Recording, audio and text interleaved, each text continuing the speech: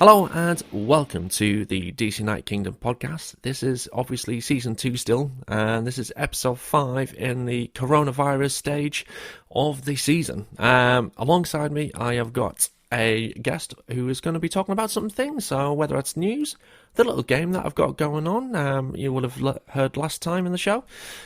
His name is Daniel Wise. He's making his second appearance of the season. Hello, Daniel. Say hi to everyone.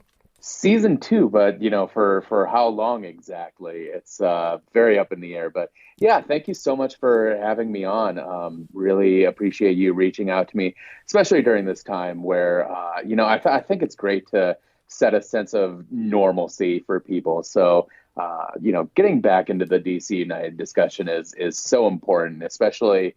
We've got about 3 more weeks before we even know if they're going to for sure resume the season. So, it's very much up in the air, but I really appreciate you having me on, and I'm very happy to be back. Now, you're very welcome. It's been a bit weird, hasn't it?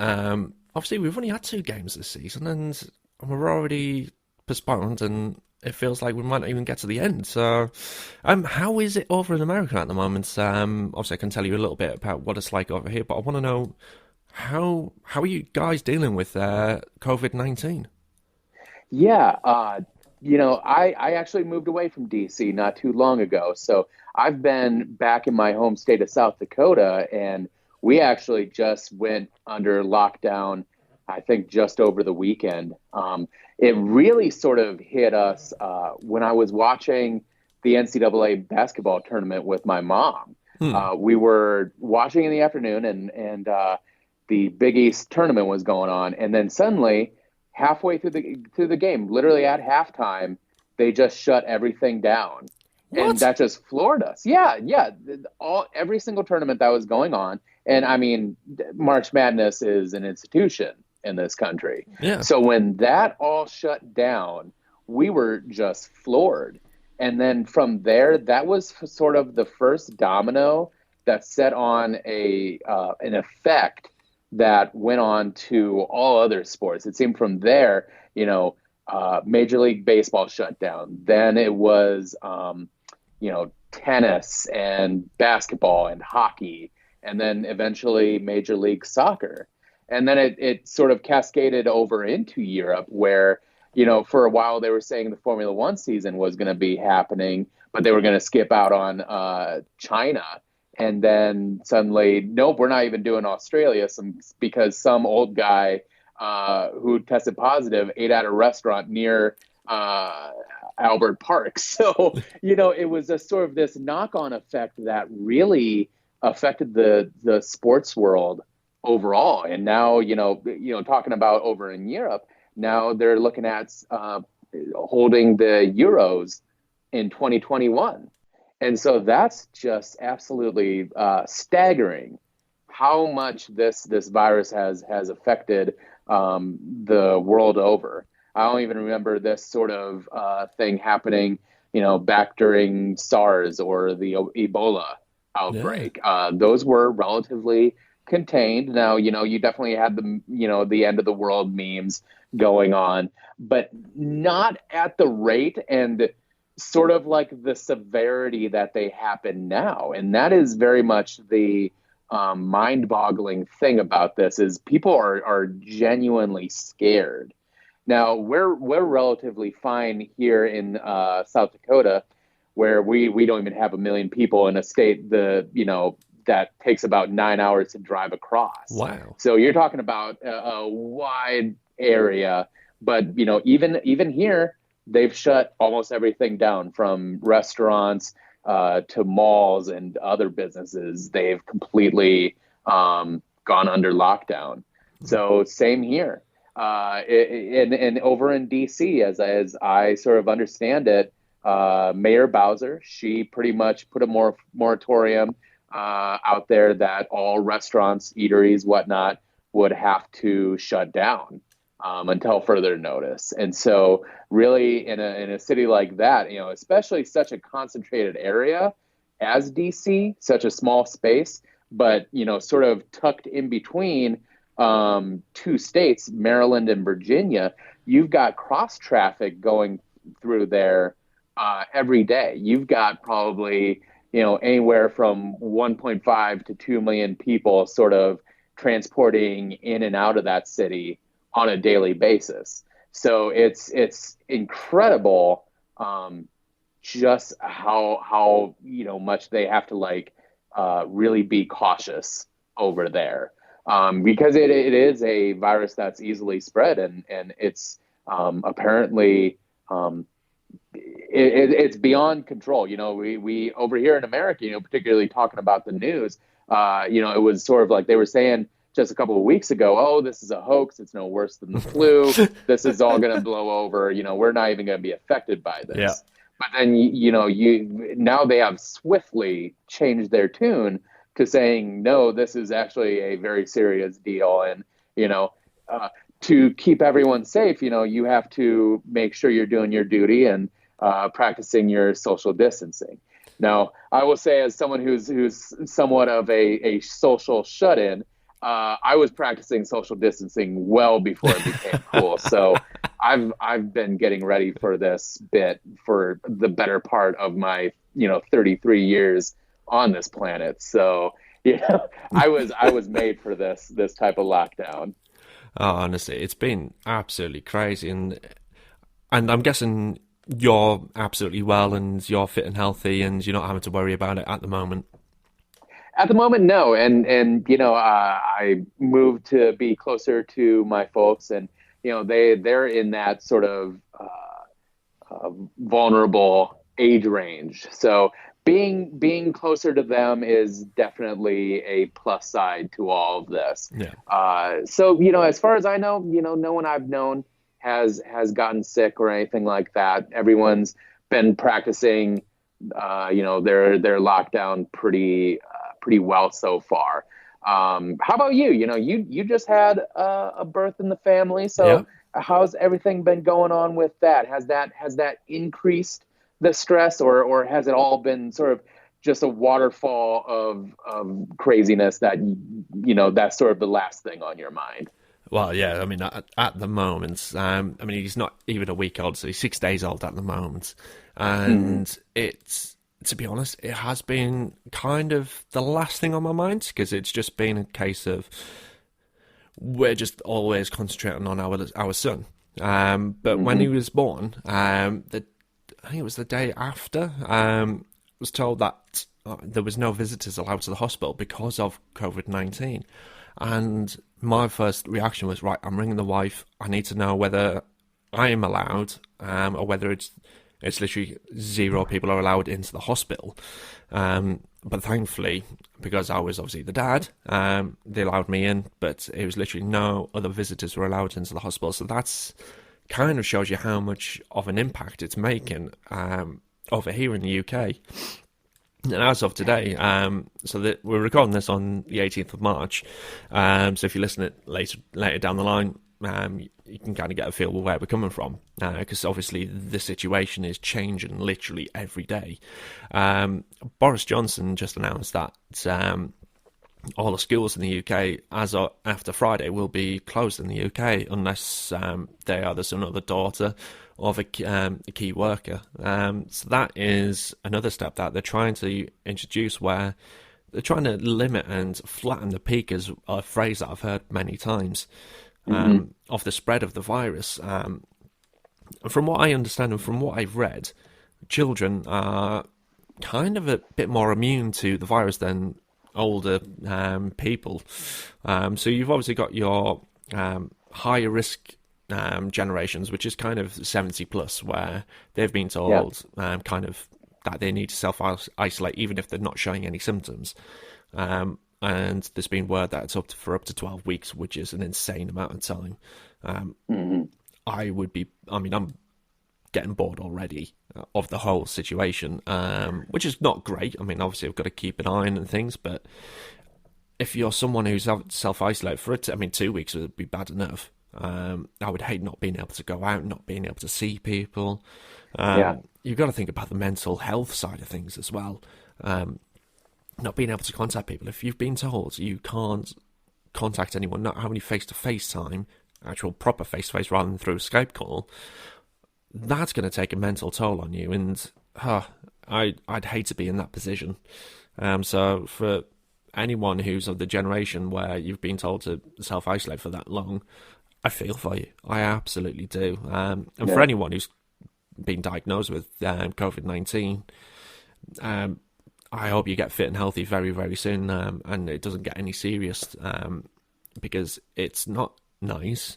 But I do feel media have got something to answer for, because there's a lot of scaremongering going on. Has the shops over there ran out of food yet? Or paracetamol, painkillers, that kind of thing yet?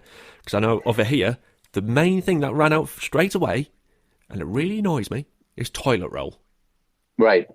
I mean, yeah, we have had a very similar situation where stores have had to put, restrictions on how much toilet paper rolls, cleaning and disinfectant supplies you can buy, and your hand sanitizers. Yes. Another thing, particularly over here, I'm not sure what sort of sort of family assistance programs are over there in the UK, but over here with SNAP and food benefits or food stamp benefits, there are people who have sort of resorted to even snatching up into those aisles.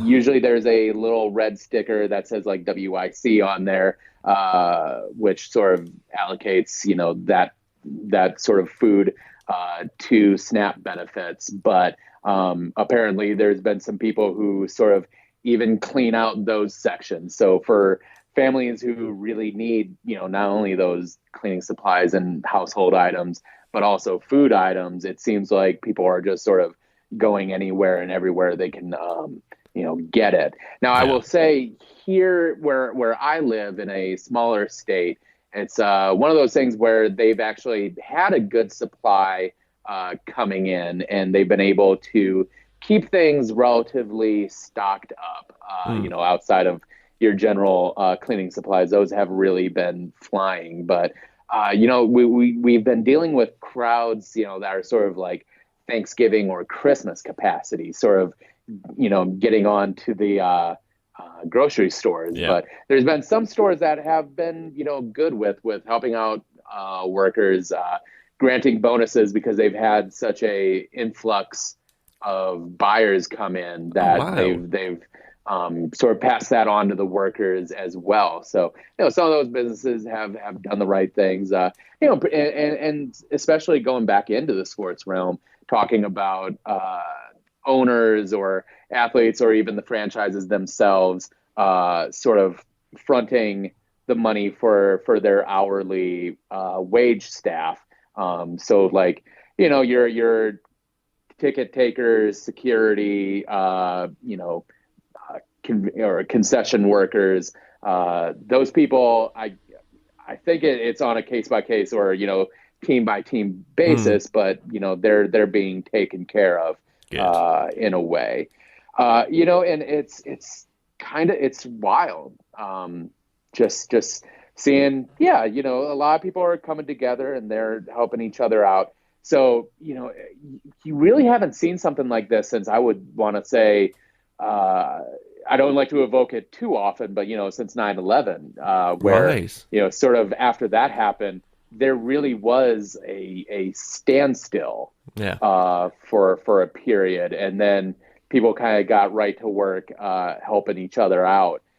So that's happening over here where, people are trying to do the best they can for their neighbors. So, man, hopefully this is something that passes within a few months, but, with some of the projected, kind of clearance dates being thrown out there, it might not be until July or August that we won't see, this totally go away. So, gosh, if that happens, that'd be really tough. For a whole lot of people around here. So you're really hoping for the best in this situation. No, absolutely, and it's nice to hear that there's some good stories out there, and good things happening, especially with businesses and things, giving out those bonuses, like you said. So long may that continue, and hopefully stores, especially over in the States and over here, keep getting the goods coming in because, yeah, I mean, hopefully people out there, they'll realise that, you know what, I mean, if you're having to self-isolate, it's usually for 14 days. It's only 2 weeks. You don't need to buy 18 rolls of toilet paper because that's someone did that in front of me, and it wasn't a case of it was just a packet of 18, which I would kind of understand because it's sold like that. But it was like there was 3 packs of 6, and I'm thinking, are you gonna just poo yourself to death? Right. I don't know. Are you? I don't think that's a symptom, is it? It's totally puzzling that becomes like that became like the de facto thing that people were decided to hoard. Yeah. Of all the things people could buy, that toilet paper. I no idea how that even comes about, but it's just so weird. But so how have you been able to pass the time with all of this going on? Has it really just been your son? Is that pretty much just the only thing that's literally it? Yeah. I mean, the whole kind of thing kind of kicked off as whilst we were going into hospital, going into labour and things like that. So it's kind of, thankfully, I've had my son to keep me occupied. I mean, in a way, the season's been postponed. That's kind of helped a little bit because it's been a bit tiring, I'm not going to lie. He's been waking up a few times during the night, obviously, to get his feed. So he's been keeping me occupied, and there's not been any really times where I've had to think about, do I need to do something or whatnot? So it's been great, and I've still got another 13 weeks before I go back to work, so I've got plenty of time to keep going with this. So it's all good. Absolutely. Right. I think we've had enough talk of COVID, so yes. So something I introduced into last week's show is something called Guess That Phrase.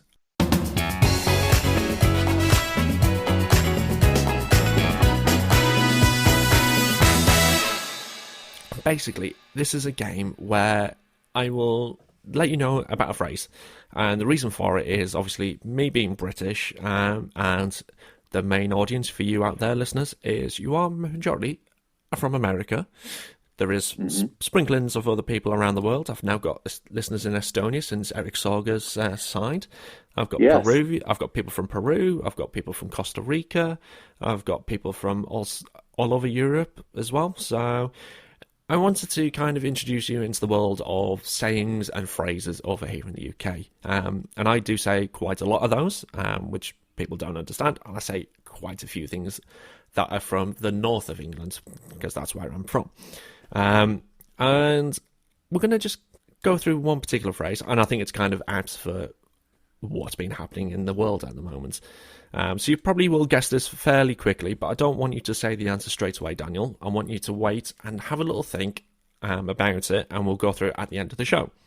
So, It's just a single word, this one. It is the word lurgy. Have you heard of that word before, firstly?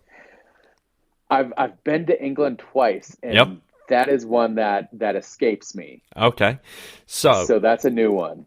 So, lurgy, so to kind of give you a little bit of context around it, it's kind of a way people would say it is, they've got the dreaded lurgy.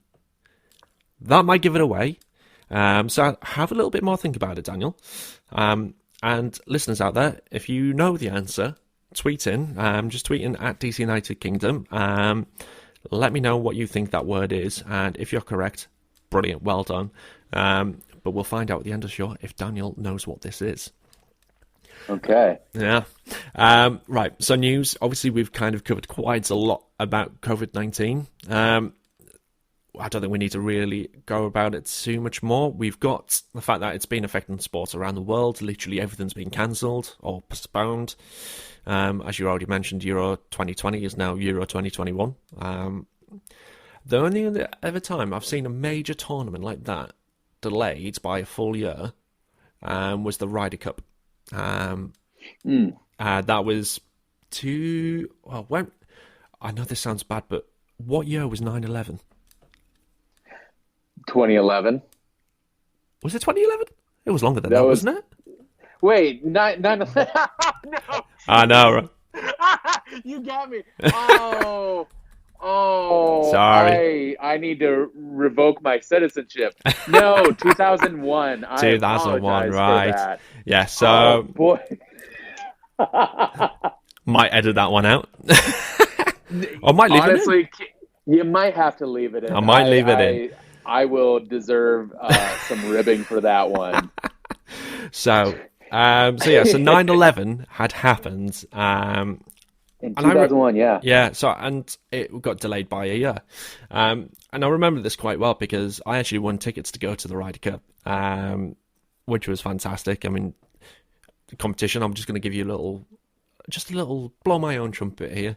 The competition was I had to hit 4 golf shots and you had to add up all the distances to get was it 3? No, 4? No, it was 3 golf shots, sorry. Add all the distances up and whoever got the furthest distance won the tickets. Now, bear in mind, it was sponsored by Budweiser, and you had to be 18 plus to enter. And I was born in 1988, and it was in 2001. Yes. I wasn't quite old enough. No. But I hit, out of 3 shots, 1,066 yards. Huh. That is impressive. Yeah, not bad I would have been 13 at the time. I think that's about right. Yep. So I was kind of pleased with that. So I had to take my dad along with me because, I had to take an adult. Uh-huh. Yeah. So he got to drink all the Budweiser, didn't he? Well done, Dad. He might let me have 1 or 2, Right. But yeah, it was, even though it was delayed by a year, it was still a fantastic time. And that's the only time I can really remember a tournament being delayed for that long. So this is going to be a very rare occasion. Yeah. Another thing that might be delayed, and I'd only seen it about 20 minutes before we started recording the show. Over on Yahoo News, due to the coronavirus pandemic, MLS Cup might be played in December and at a neutral venue. What do you think about that then?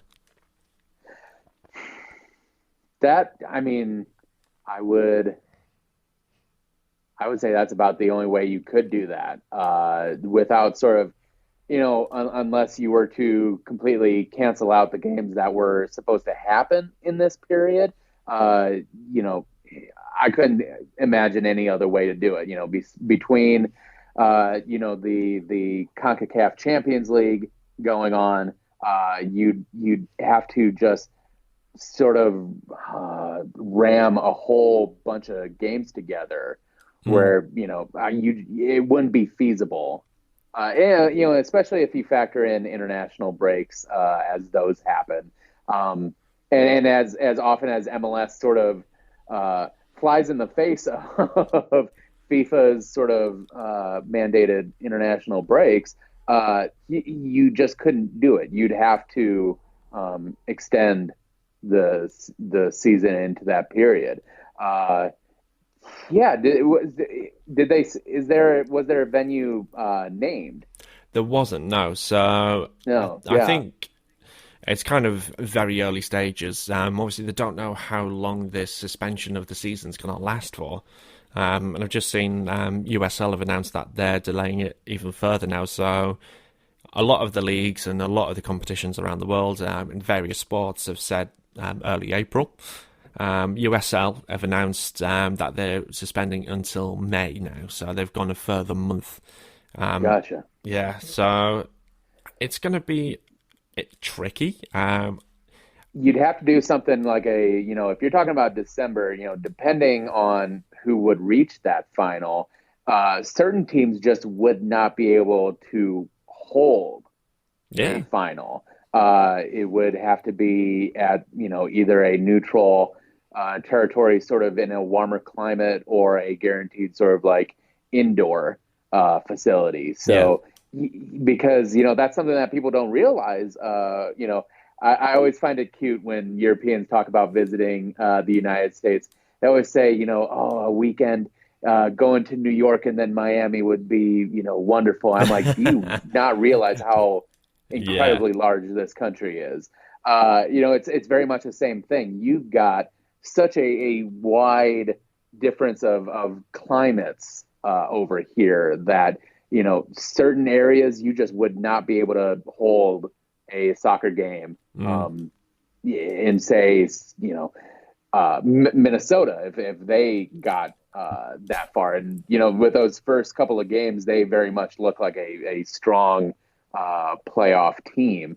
You just wouldn't be able to do that. So No. it'll be interesting to see how that all shapes out. No, exactly. I mean, I think if it was going to be an outdoor venue, you're going to be looking somewhere in the south of USA, aren't you, realistically? Yeah. Indoor venue, then that doesn't really matter too much. It's just obviously supporter safety at the end of the day on that side of things. Mm-hmm. I still think if they're going to do a December final, they need to cancel a tournament. They would need to cancel a Leagues Cup, in my eyes, because you're going to end up having to play two games every week, and that's going to burn out some players.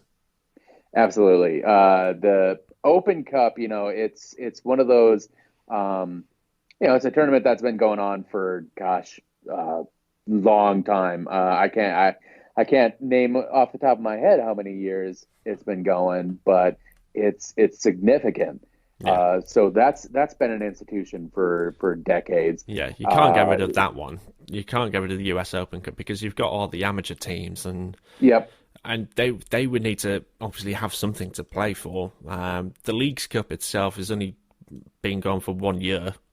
Just get rid of that this year. Just relaunch it next year. Absolutely, not a problem with that.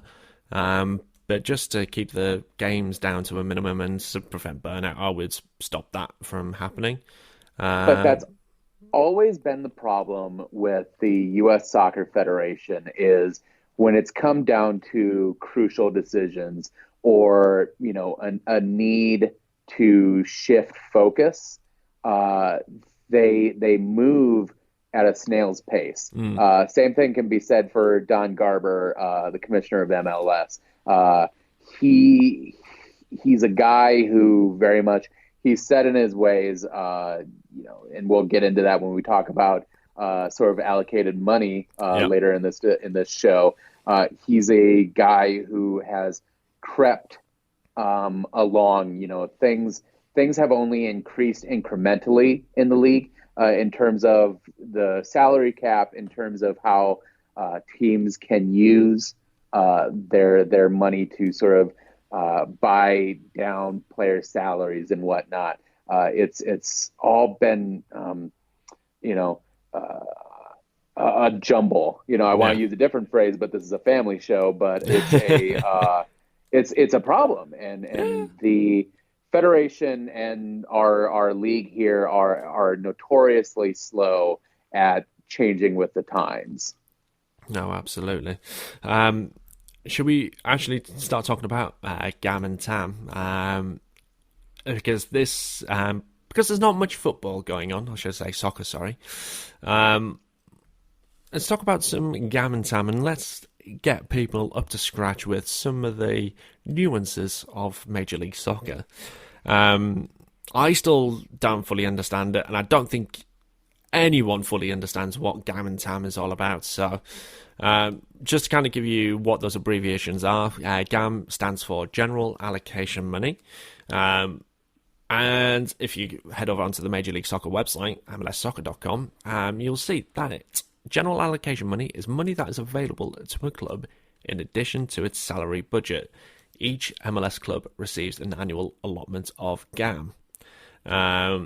Clubs also receive additional GAM in the following cases. So if they fail to qualify for the playoffs, they transfer the transfer of a club's players to another club outside of Major League Soccer, and qualification for the CONCACAF Champions League.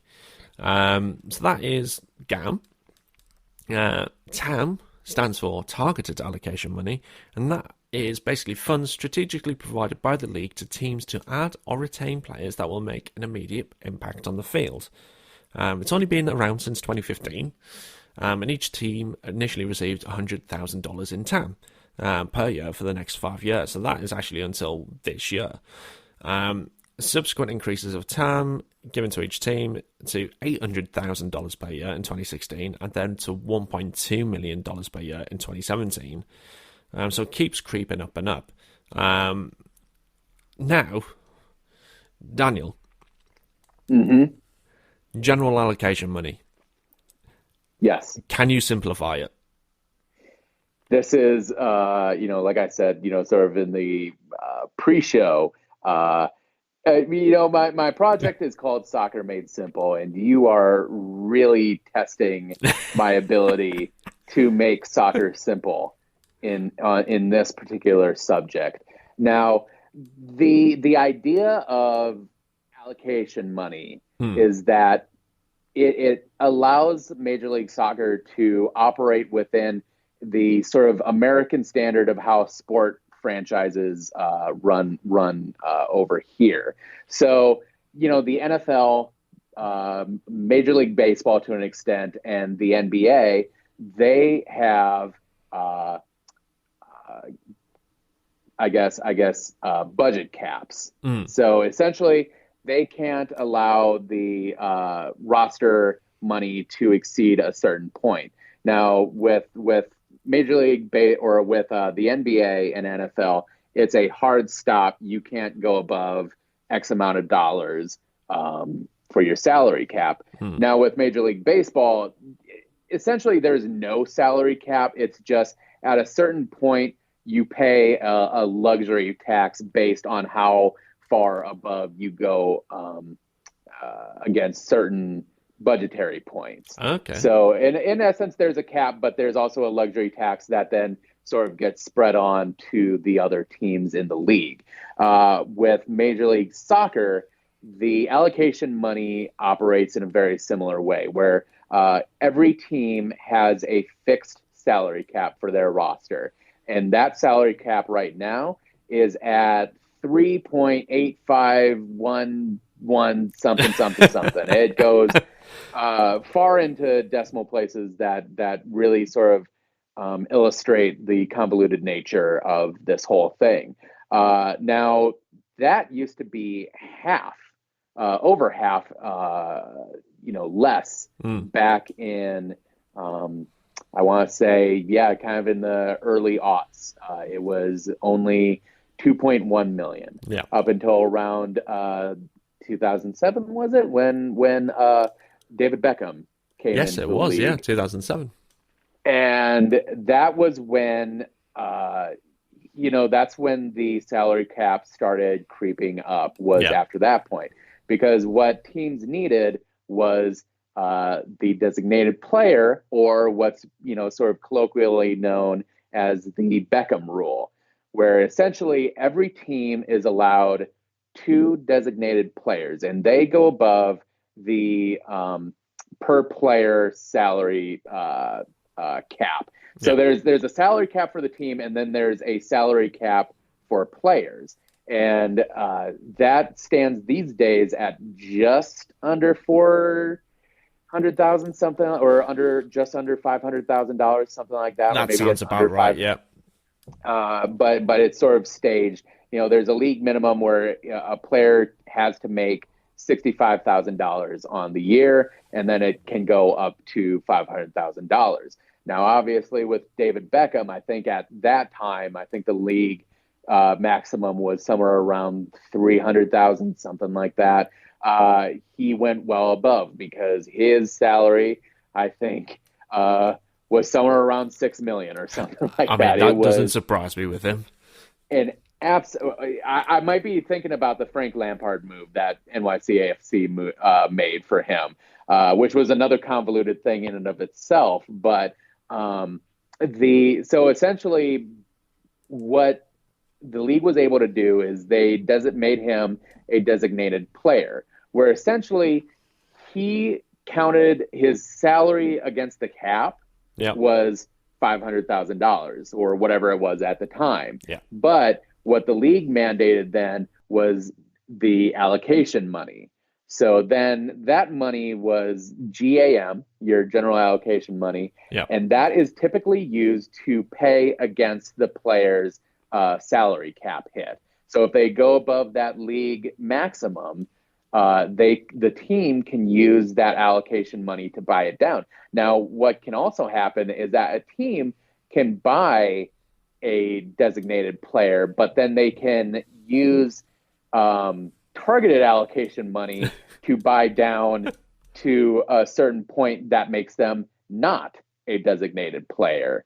And that is where you get more confusing about it, is because TAM and GAM are essentially the same, except with TAM, you need to make sure that if you buy down a designated player's salary against the cap, you have to then use money on another designated player that's equal or more than the salary that you paid down against with. So player A, you use your TAM money to buy them down to, say, the league minimum, or to the threshold where they're no longer a DP, and then you have to then find another player B, and you have to use your TAM money to then make sure that their salary matches that of what player A makes. Right. It's very, very confusing. And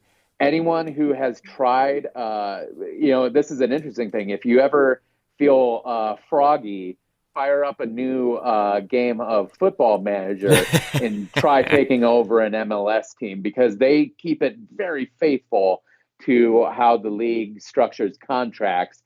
And it is a wild experience, because, over in Europe, two teams can basically agree on a payment for a player, and then a player can just agree on a contract with whatever team they're transferring over to. Nice and simple, right? Nice and simple. Very simple system. You'd think here in America, where a lot of people talk about or they praise the free market, you'd think something like that would be standard over here, but it's actually a very strange form of socialism among sort of corporate entities that is extremely strange and probably off-putting to some people when they when this sort of stuff is explained, because that's sort of what this allocation money idea is that it's supposed to create parity for teams across the league, so that you don't have one team with a gigantic war chest just running away with the league every single year. They're more or less playing by the same rules, except when MLS decides to change the rules, which happens often. And MLS is not very transparent about it, or at least not as transparent as they could be about how they do that. And it's all buried under a lot of legal stuff with collective bargaining agreements and a whole lot of things you'd have to go to law school to understand. So as I say, or as I should have prefaced this, to the best of my knowledge, that is how all of this works. And that is a great get out of jail free card if you're trying to explain something and it's something that is well above your pay grade. So for me, in my head there, when you were talking about TAM there, so you were talking about player A and player B. So your player A, let's call him Edison Flores. Yes. Yep, so he's a DP. So DC United wants to bring him down to lower than DP, so he's just a normal signing, normal player. So we've reduced his salary down using TAM. So we've kind of got him on a fake salary. Let's put it that way. Yes, so, but it's a sort of it's a mix of GAM and TAM, because the thing about TAM itself is that it not only is it restricted by what you can do with in terms of how you use it among players' salaries, but you only have it for a limited number of transfer windows. I think you have to use it by the third transfer window from when you receive it. Yes. So it's not one of those things where you can sort of stockpile, this allocation money and just sit on that type of war chest to then just buy against, these astronomical salaries. You have to use it within a year and a half time frame.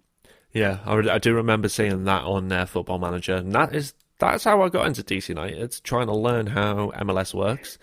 So yeah, if you do want to try and understand Gam and Tam a bit better, I mean, obviously Daniel, well, fair play for explaining all that. That was And here's pretty another good. thing: if DC, and this might happen with what we're seeing with the rumblings of Luka Modric and Mm, Mesut Ozil, is that if a player joins a team halfway through the season, they actually get prorated on that allocation money. So essentially, what they're able to do is that they can basically get a half discount on that player's, sort of market hit yep, if they join during the summer, which is what happened when Frank Lampard joined NYCFC, and he spent that, whatever it was, 6 month loan to Manchester City. So essentially, NYCFC loaned Frank Lampard to Manchester City. And that's sort of a problem in and of itself because yep, NYCFC is somewhat partnered with Manchester City. So they kind of skirted some sort of loophole with yes, that move. But they were able to then buy further against his market hit because he joined them halfway through the season. So it's wild how strategic teams have to be just to buy a player. it is a minefield. I'm a little bit more wiser now, thanks to that. So thank you, Daniel, and hopefully you listeners out there, you're a little bit wise to what Gam and Tam is. If you enjoyed actually listening to that and getting that little bit more knowledge about Major League Soccer, tweet in again at DC United Kingdom.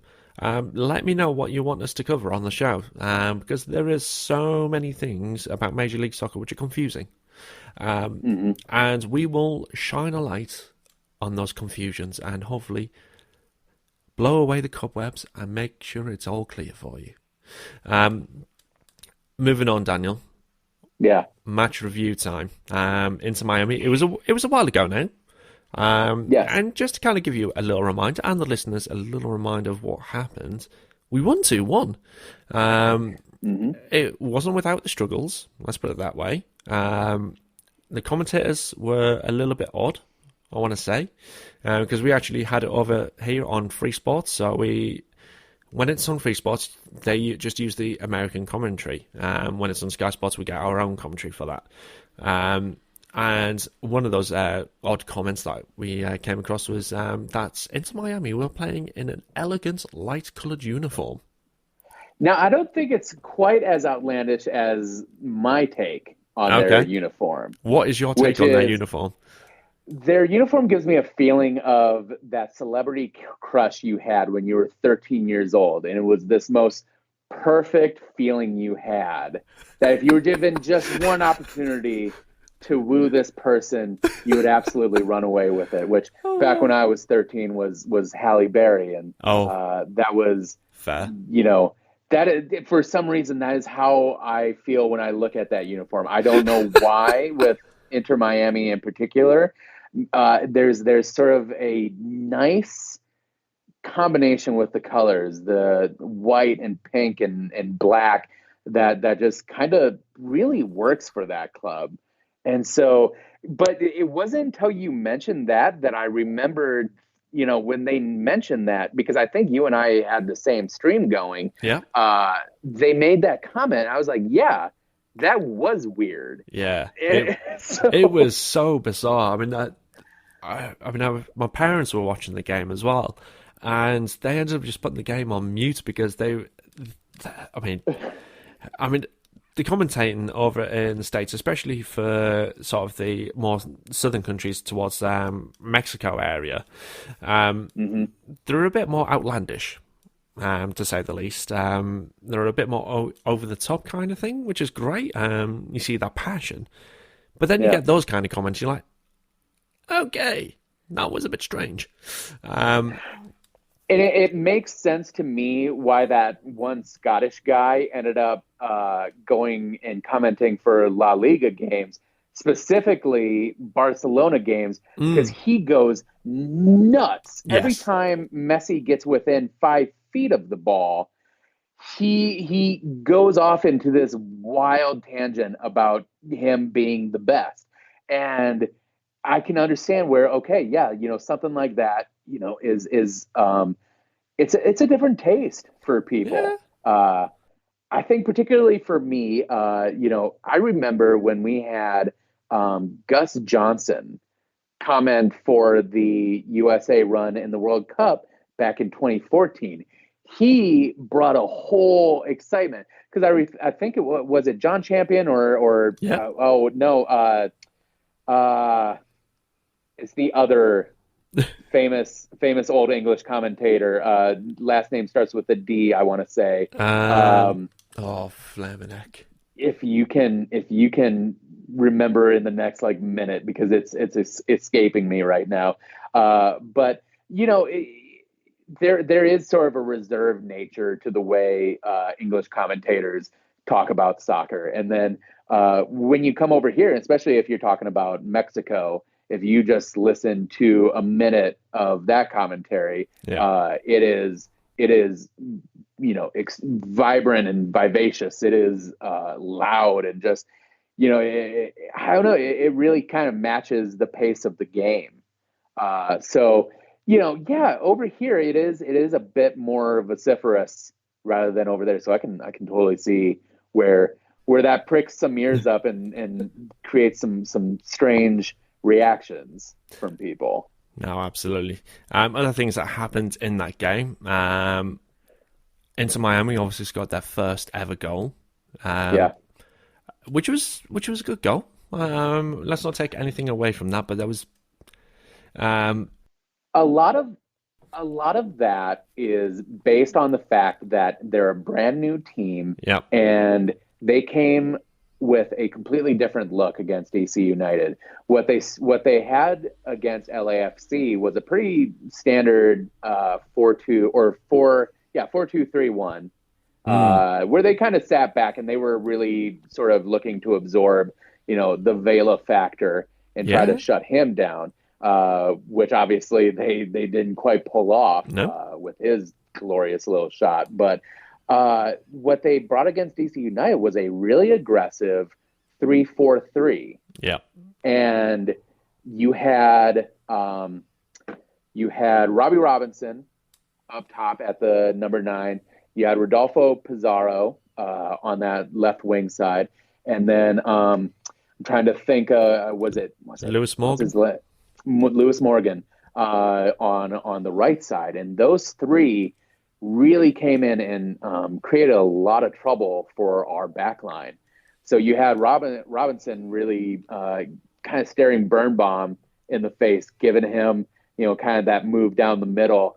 He passed it off to Morgan, and then Morgan checked it off to Pizarro, who gave it just a nice little, just kind of tapped his, put his foot out, tapped it in, and Yeah. really kind of got past Hamid on that one. So a really strong start by Miami. Yeah. I mean, that whole play. When I was watching it, it was all started from their sort of high press, and they really got to Canals on that particular one, who Absolutely. just misplaced his pass, and they were able to capitalize on that and then get that goal. And I think Lucas Moura on the other side didn't quite react fast enough to how that play broke down. Yeah. So then you had Lewis Morgan get by him very easily, and so that just created a huge problem for Briant and Birnbaum in the middle. Yeah. Other things to have happened in that game. Eric Sorga made his debut, but that was only Yes. because Ola Kamara got injured, which was a hamstring injury. And thankfully, thanks to COVID-19, we might not have to worry about that now. What did you make of Sorga? I was impressed by him. It was just his finishing that let him down. And I think that's just because it was his debut. It was his first appearance in MLS, which is a huge step up from the Estonian league. Yes. I thought he held the ball up very, very well for Yep. not the biggest of guys. He had a bit of pace about him. His movement was fantastic. I I was highly impressed. Would have just been top the whole game off if he was able to capitalize on the counter attacks. Miami, I think, really came into this game very physical. Yeah.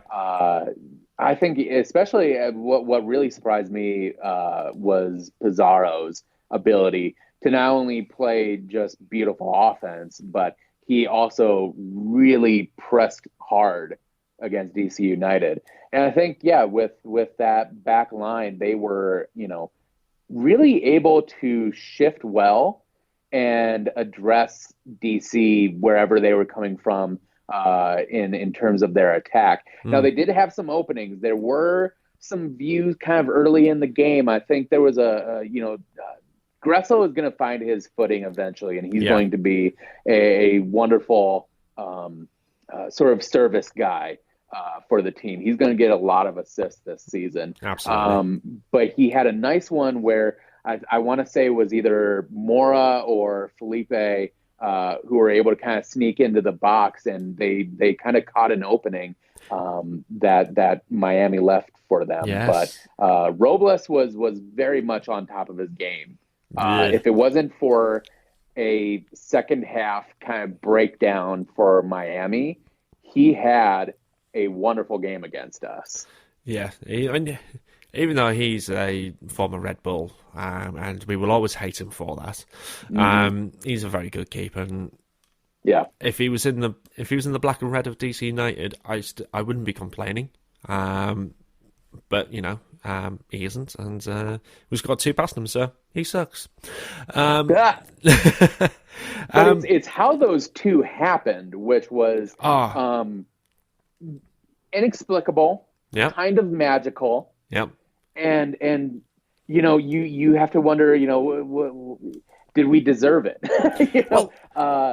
The first one was a clear handball by Miami that really sort of ruined a goal-scoring chance for Gressel, who had a really nice breakaway, on the counterattack.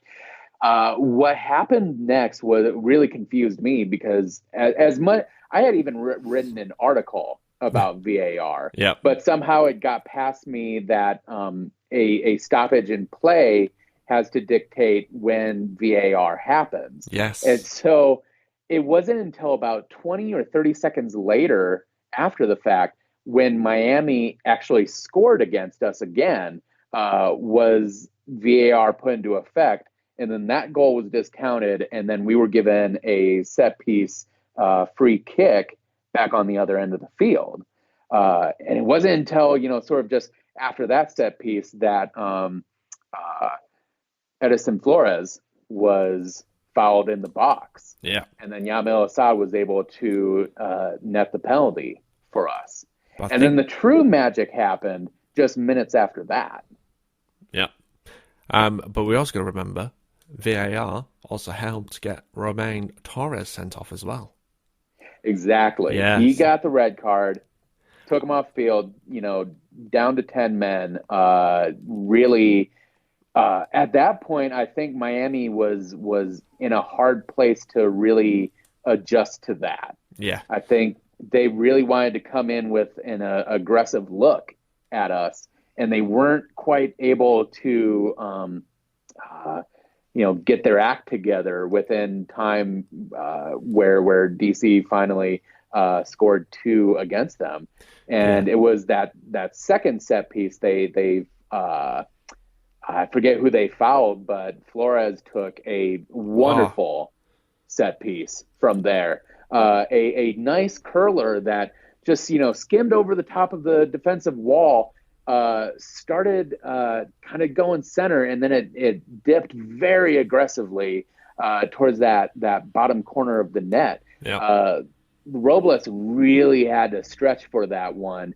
So the ball, it hit his fingers, bounced off the post, off the ground, and it sort of went up into this high volley.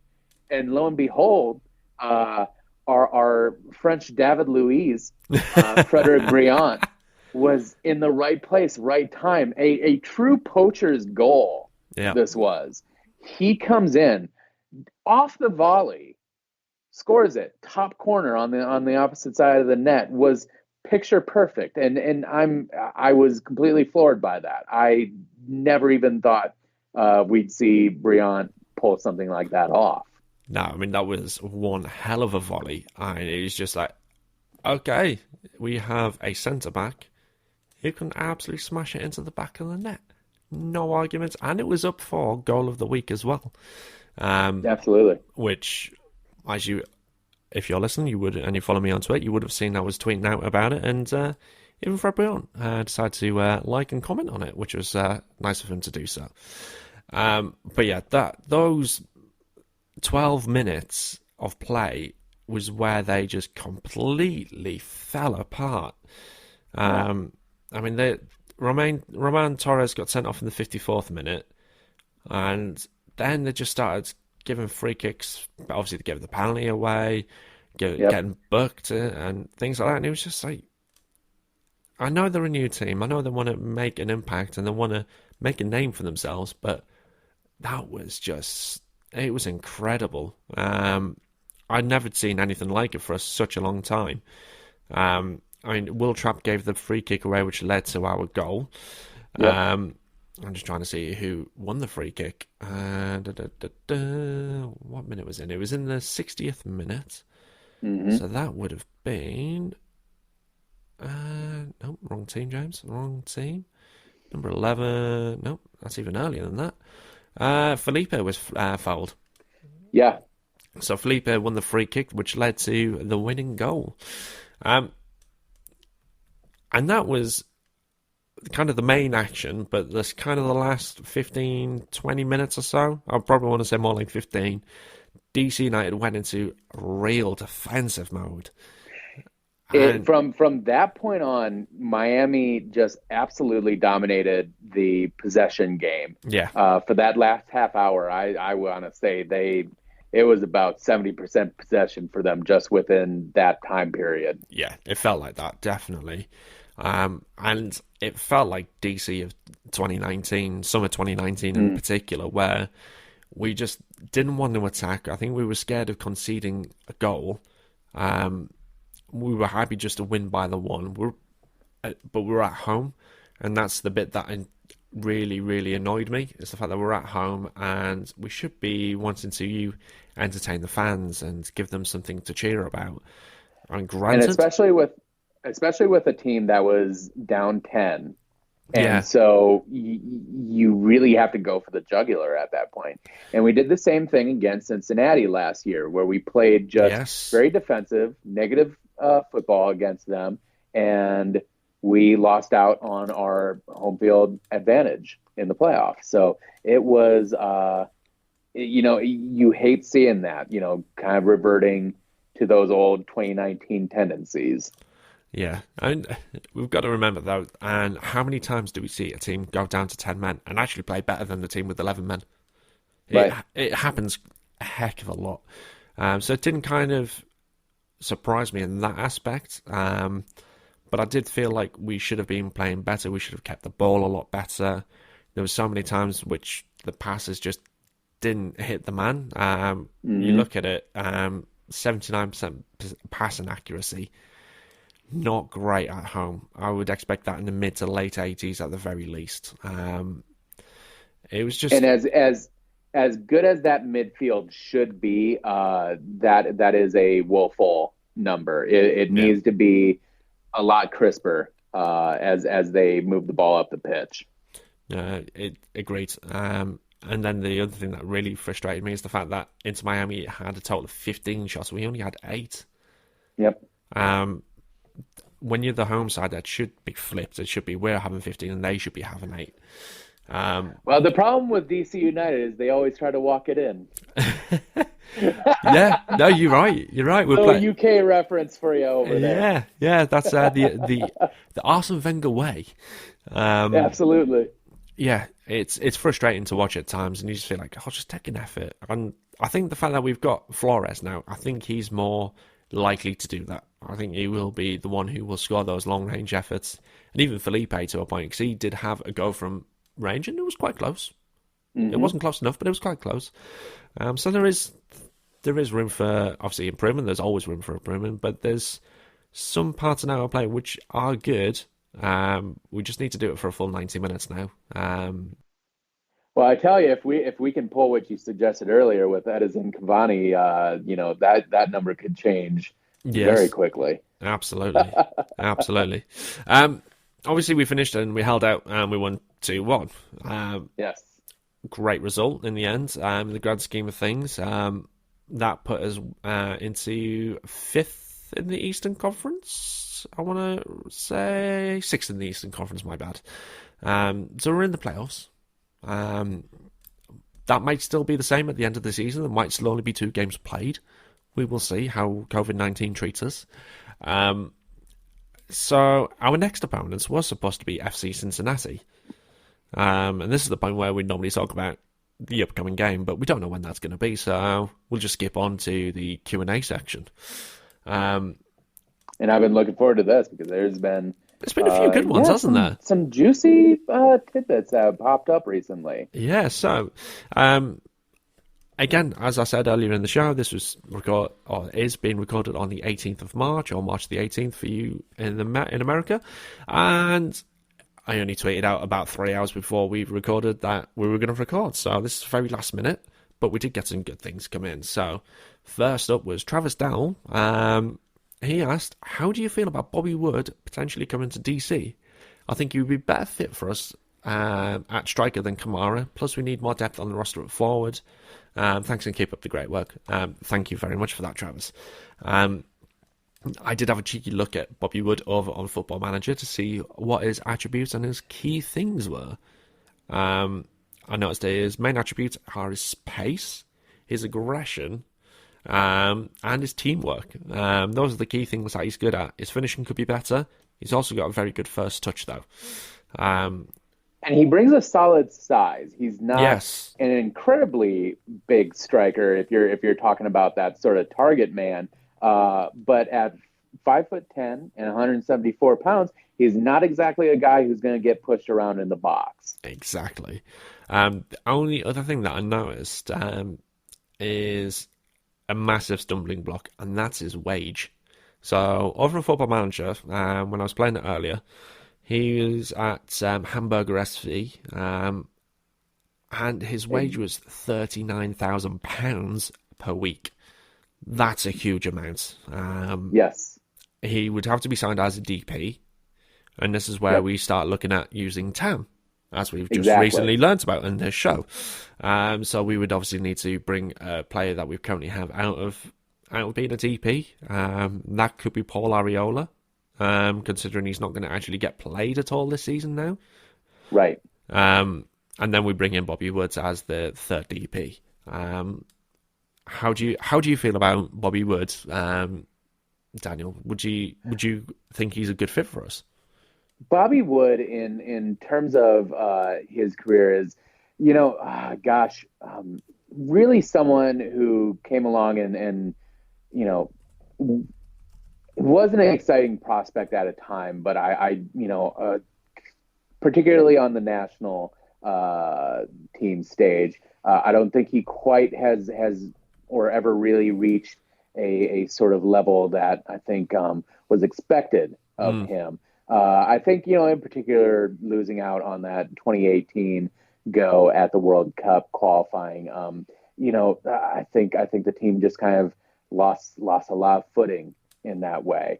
You have to wonder, playing for Bundesliga too, I'm not exactly sure where Hamburger SV is on that particular table, but you have to wonder, if a guy wants to stay in that realm or if he's looking for other opportunities. Particularly going back to America. He's 27 years old. Yep. So not exactly nearing retirement age, but not a spring chicken by any means. That's a little Americanism for you if you want to start incorporating that over the UK. I want to say that just about any sort of DP level player that you can bring into that position can make an impact immediately. That was supposed to be Ola Kamara, but he has not quite hit that. With him, it just never seemed like he was very comfortable working within the DC United system. He always just seemed a step too fast or a step off, or never could quite get the touch right in the times that I've seen him play. Yeah. It's really disappointing because he carried a very confident tone during preseason. He set a very high standard for himself, but in those first two games, he was rather anonymous until he went down with an injury, and that was about the most noteworthy thing you could say about his 2020 season so far. Yeah, I'm just looking at, again, just some of the stats about Bobby Wood. He's not the greatest of goal scorers, and that worries me a little bit. So Yeah, we're just taking into account, since he started playing in 2010, professionally anyway, he's never scored more than 17 goals for a particular team. And that worries me hugely. I mean, granted, the 2015-2016 season, when he was playing for Union Berlin, he played 31 times and scored 17 goals. A very good return rate. But that's it. Since 2016, when he transferred over to Hamburger SV, he spent a season on loan at Hannover 96. He scored 10 goals. Yeah. That's, to me, as big of a bigger name as Bobby Wood is. I mean, I heard of him before Travers tweeted in about him and before the rumours started, so I know of him. It's not, for me, I wouldn't go ahead and sign him based on the fact that he is not a true out-and-out goal scorer, and that is someone that we're really, really screaming out for right now. We've not had a goal scorer who scored more than 12 goals since 2015 at DC United. And that was Wayne Rooney in 2019. 2018 at the second half of the season. Right. So we need someone who can go out and score goals. So for me, I would take a pass on Bobby Wood, unless we got him on a normal senior contract, not at a DP level. But that I think, would take a miracle, to be honest. The last thing you ever want is a panic buy, because that can set a team back, a year or two in terms of, their sort of financial and on-field progress. And last year, to a degree, it seemed like they sort of went through that, particularly with, the purchases of Ola Kamara and Felipe Martins. Now, it worked out wonderful for Martins, who has really made an impact on this team. And surprisingly, I kind of love it, how much he's galvanized and ingratiated himself to the fans. He's been a wonderful investment. However, on the side of Ola Kamara, you're not. We haven't seen that return on investment, and it's it's discouraging. Yeah. So you don't, it's exciting to think of Bobby Wood, but is that someone, we would, who would come in and make that sort of impact? Same thing, as exciting as it is thinking about Luka Modric or Mesut Ozil, is that what we need? Yeah. I've been banging the drum for a while now, saying we need a lot more solidity on that defensive back line. And if you can have the best offense in the world, but if you're, giving up, a lot of, stupid goals or crap goals, you're going to be in trouble. Yeah, I mean, you look at Liverpool a few seasons ago before they got Alisson, they were shipping goals left, right, and centre, and even before Virgil van Dijk came in. Now that they got them two, you look at how they're doing this season. They're so solid at the back, and that just shows you can score as many goals as you want, but if you don't have that solid back line, you're not going to win trophies. So, I mean, granted, we generally speaking have a really good back line. We just don't have the depth of a good back line. But at the same time, we still need actually a striker who can score goals. And when you looked at when we had Wayne Rooney and Lucho Acosta, for that brief time, they were excellent, but they were very disruptive. It was all about them two. It wasn't about the team as such. So for me, I would, based on that experience and learning from that experience, I wouldn't go out and buy the big name signing of Luka Modric or Mesut Ozil, because they could really disrupt the harmony within the club, and really put a delay on what the club is trying to achieve. I just want someone who can just bang in the goal. I'm not bothered whether it's Zlatan Ibrahimovic or Edison Cavani. I just want someone who can just put away 15, 20 goals a season and be consistent with it. But again, going back to the Gam and Tam conversation we were having, that really ties a lot of hands. And, on top of, teams only getting 2 DP slots for their team, if they want to get a third, they need to pay $150,000 luxury tax. Yeah.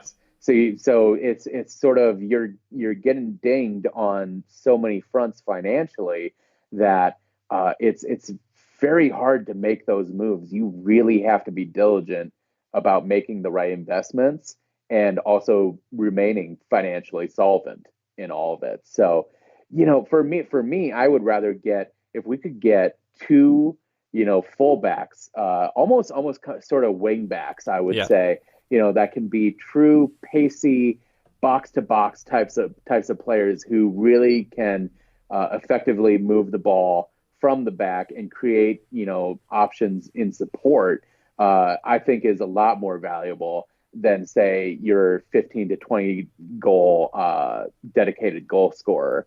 I'd rather have someone, a lot more solidity moving the ball upfield. Yeah, fair enough. Shall we move on to the next set of questions? Absolutely. So Brian Lake, he messaged me asking a few different questions, considering I asked about wanting questions, and it didn't have to be with soccer, it could be with anything. He asked me a few different things, and it's mainly to do with COVID-19. First thing he asked was, how are things at home with the new baby? Absolutely fantastic. Couldn't wish for better stuff. My son is absolutely beautiful, and I love him to bits already, which is bonkers to think about. How's everyone sleeping? We're sleeping. Not going to say it's great sleep, but, we're getting there. We're working things out. We're doing shifts at the moment and getting naps in the afternoons and things like that. So we're getting there. He also asked for best quarantine foods.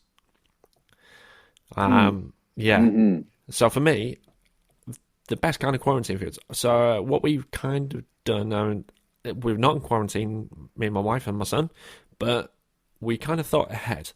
And what we've done was we've done batch cooking. So we've made meals which will last us a long time. So everyone's got a freezer at home, right? You've got a fridge freezer. So what we've done, we've batch cooked a chili con carne, which is I absolutely adore. That's one of my favourite go-to meals. Used to pretty much cook it every week. It's a staple for me. We batch cooked a chicken curry, which we had this evening. It was very, very nice. I'm not a huge curry lover, but that was very well made. Thank you, Fliss, for making me that. And we batch made a ragu, so we can just chuck some pasta on and whack that on top. So for me, anything you can batch cook. You can obviously make bread at home. Some great recipes out there for making different types of bread. That will obviously go a long way. Obviously, anything that can be tinned or frozen, that's going to be very, very helpful. Those would be, and also a lot of sweets and potentially root beer as well. Naturally. I mean, I love my root beer. When I came to the States, both times I've been over there, I've got to get a bottle of root beer. Absolutely. I just adore that stuff. Daniel, any go-to foods that you would use in a quarantine? Interesting. Could we set up a system where I send you some root beer and you can send me some Earn Brew? I that could work. Do you do I you really? when Did when you say I earn brew, by the way? is that how it's did Um, I completely for those who listen up in Scotland, you can thank me this for now. Iron brew. Iron Brew? Yeah, Okay. just like the metal iron brew. Okay. It's, Iron Brew. yeah, they've forgot to put the yo in there. So now I know. Yep. Yeah. No, I love that stuff. When I went and studied in London for a summer, that was I was by a my dorm was actually right by a Partridge's, so I was able to go in there, get some fresh calamari or Oh yeah. some breadsticks and some iron brew, Yep. and was able to have a nice little snack. It Nice. was it was it was relatively cheap too. Ah. I went in 2008, which was quite possibly the worst time to travel internationally against the dollar. Yes. So any little bit really helped during that time, and I came to genuinely love that stuff. So yeah, no, that stuff's great. I so I've taken a slightly different route, in terms of batch cooking. Yep. I've actually lost about 50 pounds since I've Wow. come home.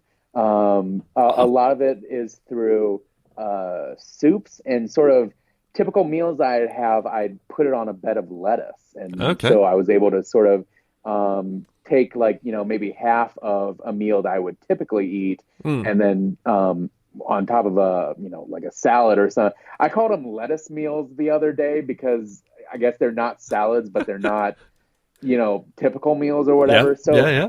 typical millennial fashion, I rebranded salads, but that's something I've been doing where actually I kind of freeze a whole bunch of items in a lot of individual bags, and then if I want to cook something, I just cook whatever I have in that little pocket, and then put that on some lettuce. It actually kind of, it stretches out meals. Yeah.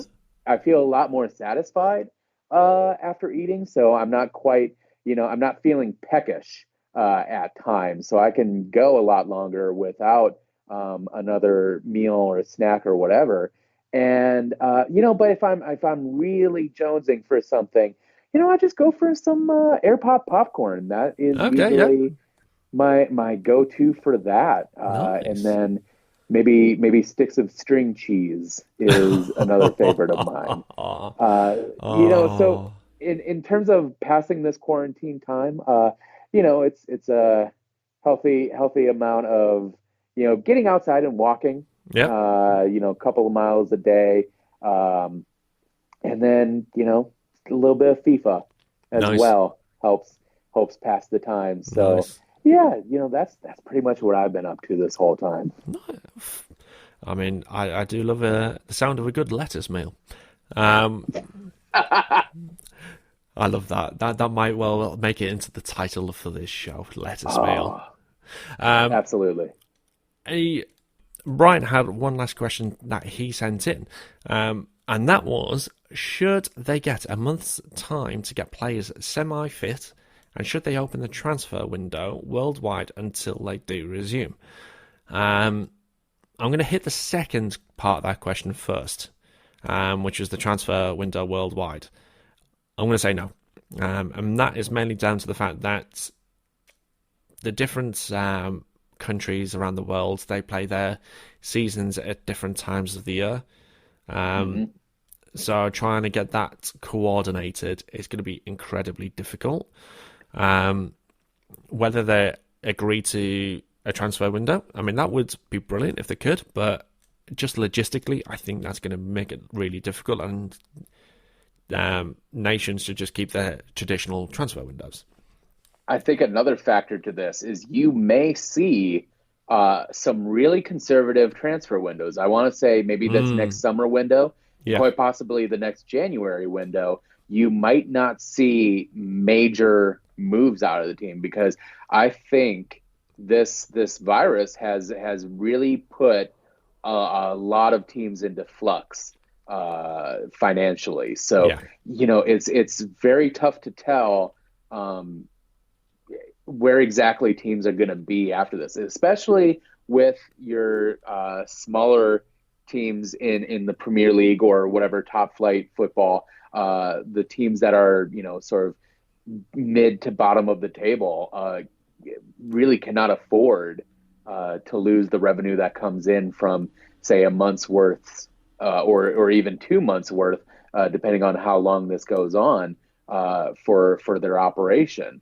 And it's going to be a killer for those lower division teams. Yeah. So this is going to be something that's going to be felt long after the virus has cleared up. I think what we might see in terms of transfers is the transfer fees take a huge reduction Yeah. back to hopefully sensible levels instead of the hundreds of millions of pounds that we've been seeing over the last few years. So hopefully that side of things will calm down again. But we'll see. We'll see what happens, and it all depends on when the seasons do resume again. The first part of the question, should they get a month's time to get players semi-fit? You're kind of talking about having a pre-season during the season. It's a And at tricky that one. point, you're only pushing back, Yeah, the resuming the season as it is. yeah, I think a lot of it is it's got to be up to the players to keep themselves fit during this time. I yeah. know it's tough to stay game fit under these sort of circumstances, but the onus really is sort of on the players. And I mean, they're Yeah, professionals; they know what they're doing. But they're still um, training at the end of the day, so they're not as if they're not getting their workouts and things like that. They're still being able to go to the club and go to the training facilities. They're not just sitting around lounging at home playing keepy up with a toilet roll that I've seen on yeah, Twitter.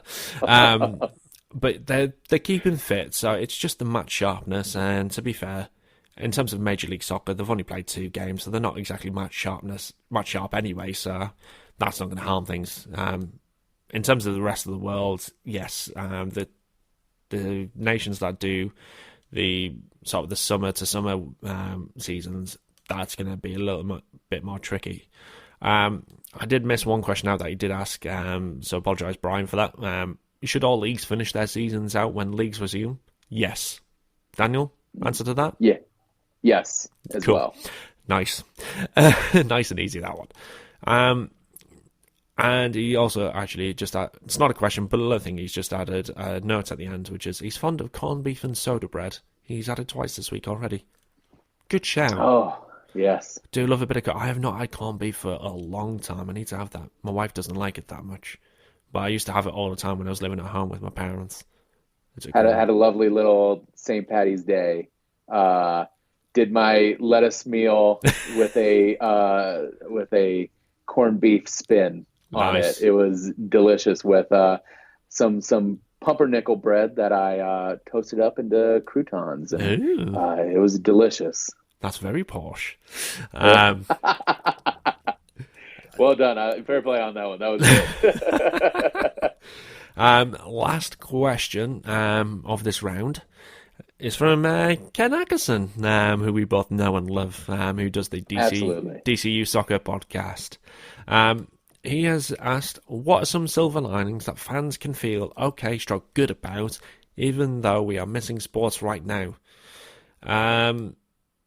You, um, um, yeah, I'm struggling with this one. Are you genuinely at a loss for words, or is this a bit? No, I'm struggling, and the only thing I can think of is, depending on if you're self-isolating or not. If you're not, then spending more time with your family and actually Yeah. speaking to them.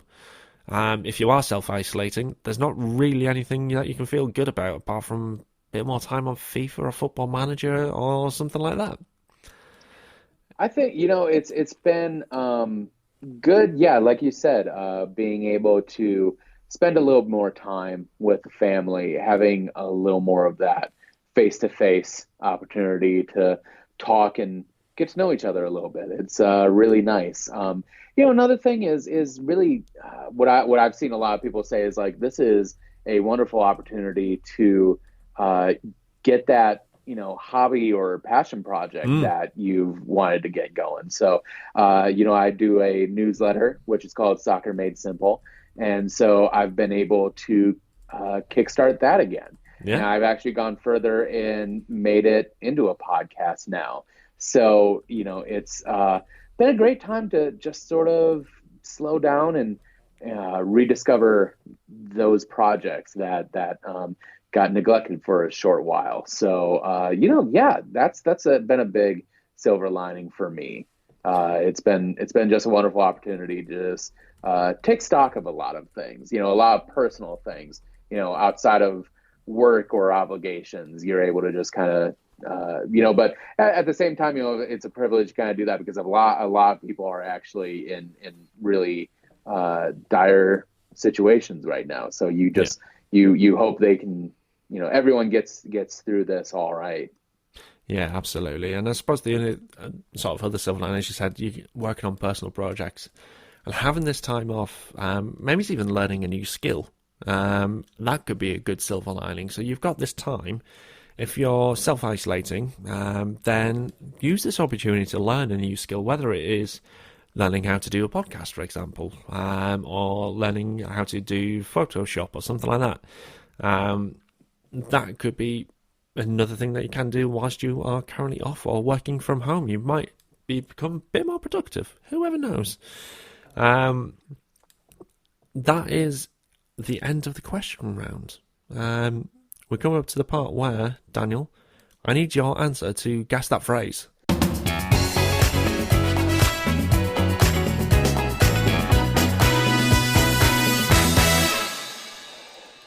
So I did end up Googling it, but Oh, you cheated. I will go with my initial thought. Oh, listeners, do not No, do that. Do not uh, cheat. I am due for several ribbings after this show, and my Twitter is open for all of that if people want to have a go.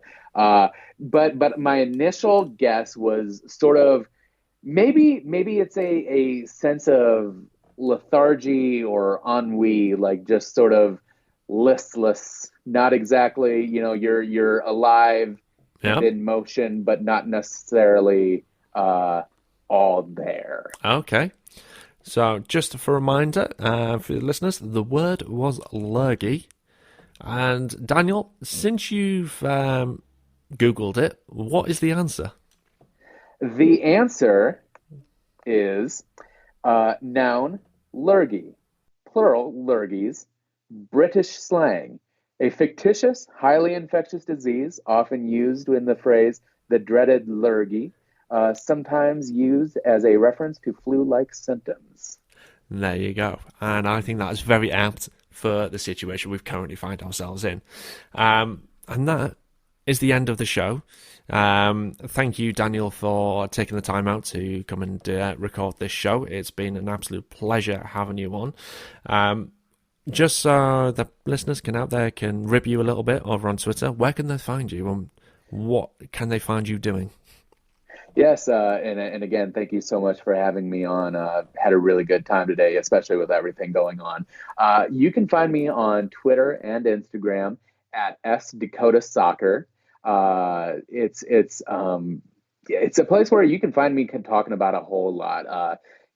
Pushing my Soccer Made Simple newsletter and podcast, where I'm really just kind of going through a lot of the ins and outs of soccer, talking about the strategy, the players and what their roles are, the business of soccer, and really and then also diving into kind of the history and culture of the sport. Ultimately, I'd love to dive into, kind of like the headier things, say like how fascism in Italy sort of exploited soccer for its own gain back in the 30s and 40s. And so, that's the kind of stuff that really excites me.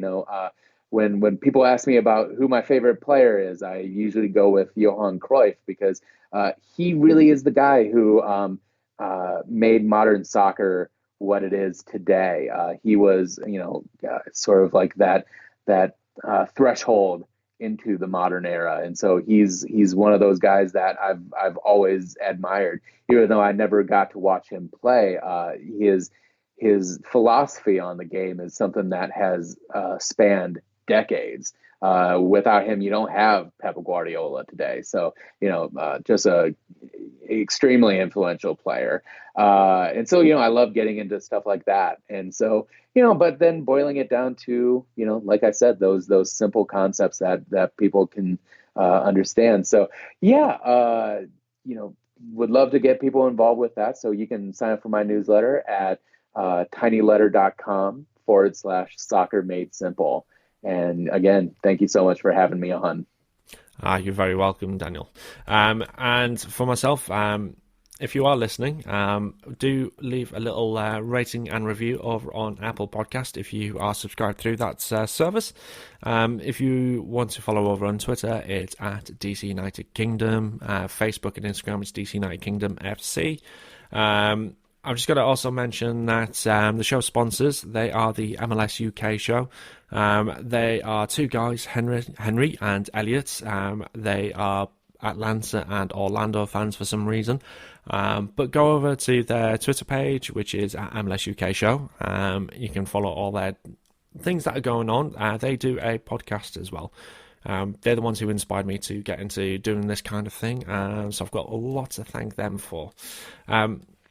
But you can also carry on. I just wanted to sneak this in because Ken will get mad at me if I don't mention it. But I just started, sort of full-time guesting on his podcast, the DCU Soccer Podcast. So he and I are consistently doing episodes together now, and we are doing real tactical deep dives into DC United. So if you're looking for that sort of thing, we're definitely pushing that type of information about the team. So if you want to get deeper into it, our show has been really great for that. Awesome. And just lastly about the guys over at the MLS UK show, head over to their website, mls.show. If you're not a DC United fan, you can find out all the sort of the UK pages that are available for the different teams. So you've got the likes of Orlando City UK, you've got Columbus Crew UK now. There's who else is on there? There's UK NYCFC. You've got Chicago Fire. You've got all sorts over there. So head over onto MLS.show and check them out on there. Also, if you want to, I urge you to have a look over on DCUnitedKingdom.com. Click on the shop link if you want to buy some merchandise. There is lots of different things on there. You've got stickers, you've got t-shirts, you've got mugs. There's even wall tapestries for different sizes. You've got pillows. And at the moment, there is limited edition cherry blossom merchandise as well, which is looking rather suave, if I do say so myself. So just head over onto DCUnitedKingdom.com and click on the shop link at the top of the page. That is it. Once again, thank you, Daniel, for being on the show. And until next time, Vamos United.